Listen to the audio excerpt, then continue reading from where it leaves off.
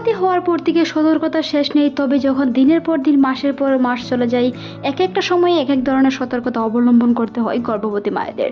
গর্ভ অবস্থায় 5 মাস প্রায় 20 সপ্তাহ শিশুর নড়াচড়া অনুভব করা যায়। সেই সময়টাতে বিশেষজ্ঞরা বলে থাকেন একজন মা সঠিকভাবে 20 সপ্তাহ তার সন্তানের নড়াচড়া অনুভব করতে পারেন।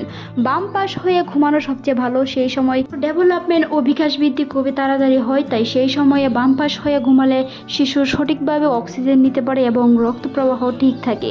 একজন মায়ের সঠিকভাবে নিঃশ্বাস নেওয়ার জন্য বাম পাশ হয়ে ঘুমানো উত্তম, তবে গর্ভ অবস্থায় অবশ্যই বাম পাশ হয়ে ঘুমানোর চেষ্টা করুন যেন পরবর্তীতে কোনো ধরনের সমস্যা না হয়।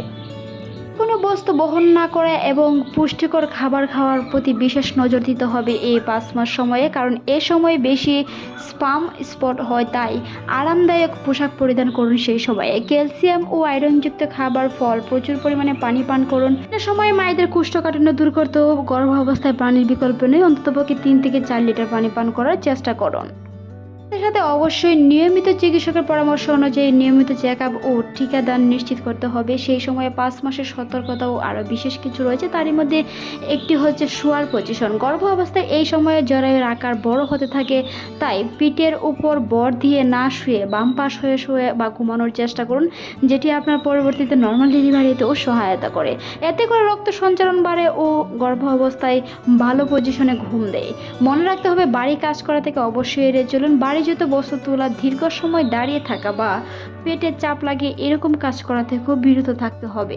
অবস্থায় বিভিন্ন পুষ্টি সমৃদ্ধ খাবারের মধ্যে বিশেষ কিছু খাবার রয়েছে পুষ্টিকর ও পানি জাতীয় খাবার। সেই খাবারগুলো গর্ভ অবস্থায় বিশেষ উপকারী রয়েছে শাকসবজি, ফলমূল, ক্যালসিয়াম এবং আয়রন সমৃদ্ধ খাবার, প্রচুর পরিমাণে পানি এবং তরল জাতীয় খাবার, যেটি আপনার কোষ্ঠকাঠিন্য থেকে রক্ষা করে পরবর্তীতে নর্মাল ডেলিভারিতে সহায়তা করে। পর্যাপ্ত পরিমাণে দই খাওয়ার চেষ্টা করুন, তবে দই অবশ্যই টক দই খাওয়ার চেষ্টা করুন। পানি জাতীয় খাবার, এমনকি পর্যাপ্ত পরিমাণে পুষ্টি সমৃদ্ধ ক্যালসিয়াম ও আয়রনযুক্ত খাবার যেগুলোতে আঁশ আছে সেই খাবারগুলো খাওয়ার চেষ্টা করুন।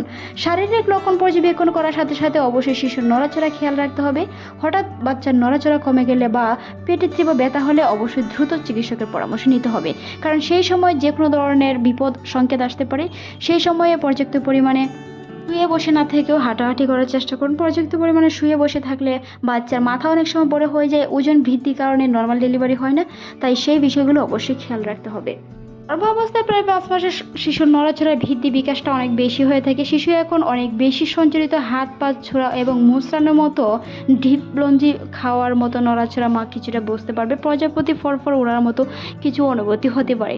শারীরিক গঠনের মধ্যে শিশুর ভ্রূণ, চোখের পাপড়ি ও মাথার চুল গজাতে শুরু করেছে। কিছুটা লেগুগু নামক শুকনো চুল এবং বার্জিস নামক এক ধরনের সাদাশ্রয় আবরণ বা আকৃতি আবরণের মতো কিছুটা এমনিওটিক ফ্লুইড থেকে ত্বককে রক্ষা করে। সেই বিশেষ ডেভেলপমেন্টগুলো শিশুর 5 মাসেই হয়ে থাকে। সাথে সাথে ইন্দ্রিয়ের বিকাশও বেশ ভালো হয়ে থাকে। শিশুর শ্রবণ শক্তি তৈরি হয় এবং সেই সাথে সাথে বাহিরের জোরালো শব্দ বা মায়ের কণ্ঠস্বর বুঝতে পারে শিশু।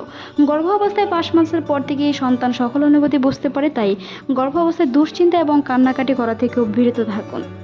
অবস্থায় প্রায় 5 মাসের দিকে শিশুর ঘুম ও তার নড়াচড়া সঠিকভাবে খেয়াল রাখতে হবে। সেই সাথে সাথে শিশু কিন্তু ঘুমায়ও। মনে রাখতে হবে শিশুর ঘুমের চক্র। শিশু এখন জরায়ের ভিতরে নির্দিষ্ট সময়ে ঘুমায় এবং জেগেও থাকে।